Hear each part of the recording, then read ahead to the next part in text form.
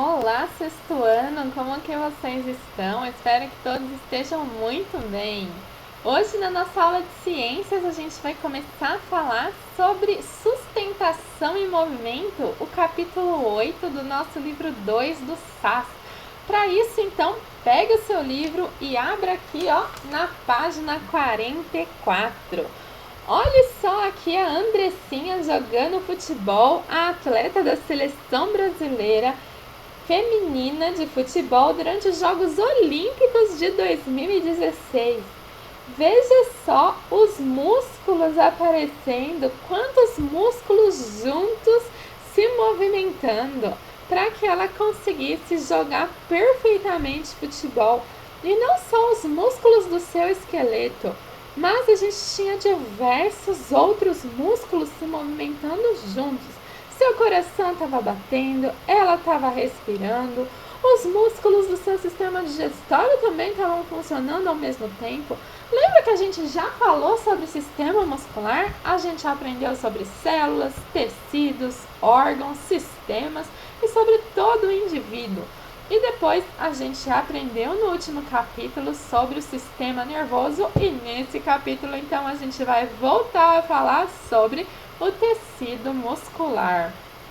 Gente, os músculos são conhecidos como efetores. E por que efetores? Porque a gente no capítulo anterior falou que o sistema nervoso ele é responsável por captar, processar informações, armazenar informações, produzir então impulsos nervosos, interpretar estímulos que vêm do ambiente e fornecer respostas. E quando ele vai fornecer e comandar as respostas, essas respostas são enviadas para tecidos e órgãos. E esses tecidos e órgãos que então respondem aos comandos do sistema nervoso central são chamados de efetores. E os músculos são um desses órgãos, ou tecidos que respondem ao sistema nervoso central. Por isso, então, eles são chamados de efetores. E os músculos, muitas vezes, quando respondem, então, ao sistema nervoso central, eles vão gerar movimentos e podem gerar também locomoção. Gente, vamos pensar aqui, nessa garotinha que está segurando uma maçã. Como que ela vai fazer para levar essa maçã até o braço? Veja só. O sistema nervoso central dela está captando informações do ambiente. O cheiro da maçã, a visão da maçã, a fome. Ela está salivando e ela fala, meu Deus, o sistema nervoso central dela vai falar, que delícia. Quero levar essa maçã até a minha boca. E daí então recebeu informações, processou essas informações e agora está gerando uma resposta. O sistema nervoso central dela vai então gerar a resposta que vai caminhar então pelo cérebro, encéfalo, medula, nervos e vai chegar até os músculos do braço e do antebraço dela e também da mão dela, para que esses músculos, alguns se contraiam e outros relaxem, para que então ela dobre o seu braço, tenha um movimento e essa maçã chegue até a boca dela e ela consiga então comer essa maçã. Ou seja, os músculos estão respondendo a um comando do sistema nervoso central. Por isso, eles são efetores, Eles estão sendo aí comandados pelo sistema nervoso central. Ou seja, alguns estão contraídos, outros estão relaxados e é o sistema nervoso central que está coordenando todo esse movimento. Então, quando acontece tudo isso, movimentos estão acontecendo por causa do comando do sistema nervoso central. Gente, nós vamos falar sobre movimentos, e sobre os músculos dos seres humanos, Mas nos outros animais vertebrados, o sistema muscular também funciona de maneira muito semelhante. Então eu peço que você responda as questões do Agora é com você aqui da página 47. Lembre-se sempre que quem coordena os movimentos é o nosso sistema nervoso central e quem efetua os movimentos, então, vão ser os nossos músculos. E afinal, quem são os músculos mesmo? Tem diferença, gente, entre eu falar em movimento e locomoção? Às vezes a gente acaba falando em movimento e locomoção e acha que tudo é a mesma coisa, né? Mas não, gente. A resposta do músculo ao comando do sistema nervoso central sempre vai levar a um movimento. Por exemplo, quando eu franzo a minha testa ou quando eu faço assim, eu estou fazendo um movimento, mas eu não estou me locomovendo. A locomoção também é uma função do músculo junto do sistema nervoso central, mas vai precisar da participação do esqueleto, porque para locomoção eu vou ter que me mover de um lugar até o outro. E nesse caso, quando eu estou falando, os meus músculos estão se movendo, mas eu não estou me movendo de um lugar até o outro, eu estou aqui, ó, paradinha no mesmo lugar. Então, gente, os músculos, eles vão nos levar a um movimento. Por quê? Lembra da característica da célula do músculo? São células que podem se contrair e relaxar. Ou seja, elas diminuem o seu tamanho e voltam ao seu tamanho original. E essa é a grande característica das células musculares. Só essas células conseguem fazer isso, se contrair e relaxar. E a gente vai chamar então essas células de fibras musculares. E a gente tem que lembrar sempre dessa característica aí tão especial delas. E a gente tem então 3 tipos de músculos. A gente já conversou sobre eles e a gente vai relembrar então eles aqui rapidinho nessa aula. A gente tem os músculos cardíacos, músculo liso e o músculo esquelético. Veja que na página 48, o músculo cardíaco, como o próprio nome diz, ele é encontrado aqui no coração. Qual é a característica dessas células? São células alongadas, ramificadas e unidas uma à outra. A gente pode ver aqui, olha só, uma célula começa e já continua na outra, olha só, uma grudadinha na outra, por isso a gente chama elas de ramificadas. E por que elas são ramificadas? Forma assim uma rede de células.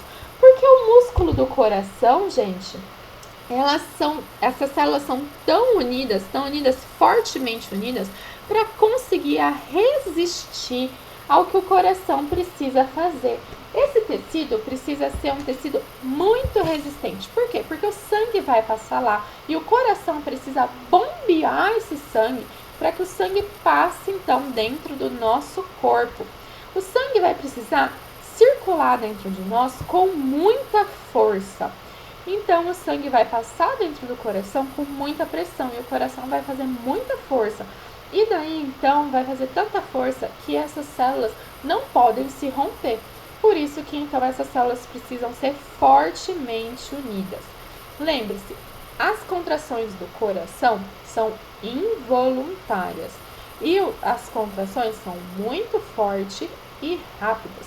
O coração começa a bater quando a gente ainda está lá na barriga da nossa mãe e ele só vai parar de bater no fim da nossa vida.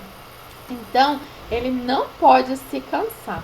Além disso, quem que gera essas contrações do nosso coração é as próprias fibras do coração.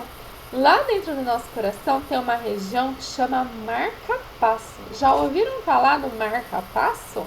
Algumas pessoas têm problema no marca-passo e precisam trocar o marca-passo do coração, né?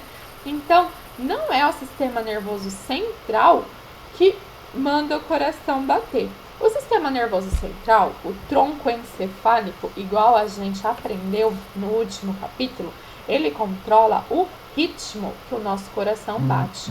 Ele controla se o nosso coração vai bater mais rápido ou se o nosso coração vai bater mais devagar, conforme a atividade que a gente está fazendo. Se a gente estiver numa atividade esportiva, o nosso coração vai precisar bater mais rápido. Se a gente estiver calminho, relaxado, tranquilo, o nosso coração vai bater mais devagar. Vamos falar do próximo tipo de músculo, os músculos lisos?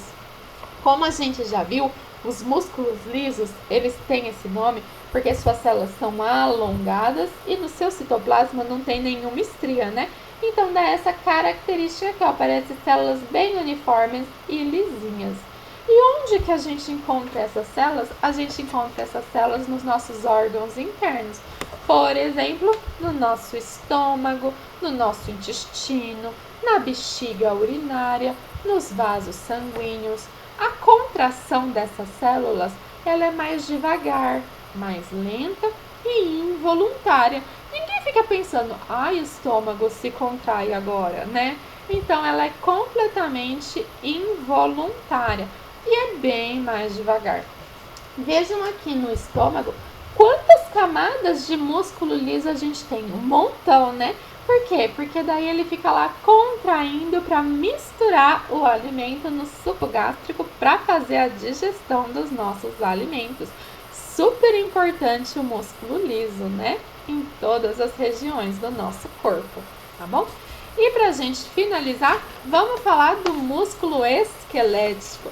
O próprio nome já nos ajuda a descobrir aonde que esse músculo fica no nosso corpo. Ligado aos ossos, ao nosso esqueleto. Vejam aqui quantos músculos esqueléticos nós temos. Gente, nós temos mais de 600 músculos esqueléticos no nosso corpo. Muitos músculos esqueléticos.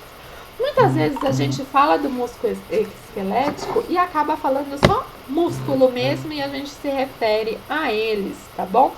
Mas então, esses são os músculos esqueléticos. Eles são responsáveis pelos movimentos voluntários. Então, esses movimentos são esses de falar, andar, pular, correr, se mover, né? Esses são os que são do músculo esquelético. Essas células são estriadas. Então, no seu citoplasma tem essas listrinhas. Olha só, dá pra gente ver aqui na página 50, ó, bem listradinho. Por isso que a gente chama de músculo estriado esquelético, tá bom? E a gente tem então que essas células formam então feixes paralelos. Por isso essa contração vão ser contrações rápidas e fortes. Olha só como a gente consegue mexer rápido, né? A gente pode então fazer movimentos mais devagares. Sim, conseguimos. Mas a gente consegue fazer movimentos muito rápidos também se a gente quiser, tudo bem? E como então que esses músculos ficam ligados aos ossos? Esses músculos ficam ligados aos ossos por meio de tendões. A gente pode ver os tendões aqui na página 51. Vamos olhar aqui, ó, o músculo da panturrilha e veja só o tendão ligando ele aqui aos ossos. E esses tendões vão ser muito importantes, porque vai ser com o auxílio desses tendões que quando os músculos se contraem ou relaxam, é que o nosso corpo vai conseguir se movimentar.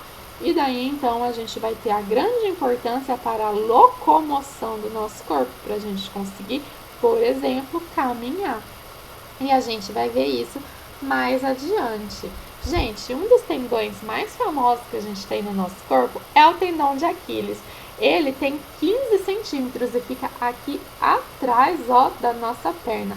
Ele é facilmente sentido. Se você pôr a mão aí na sua perna e ficar mexendo o seu pé para cima e para baixo, você vai sentir esse tendão aqui, com certeza, tá bom? Não fica apertando muito não, para não machucar, tá? Mas você vai sentir esse tendão aqui.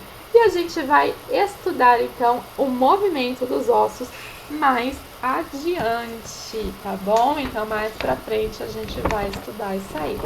Gente, para finalizar essa aula, eu peço que você faça o Agora é com você aqui da página 52 e da página 53. A gente se vê em breve. Tchau, tchau!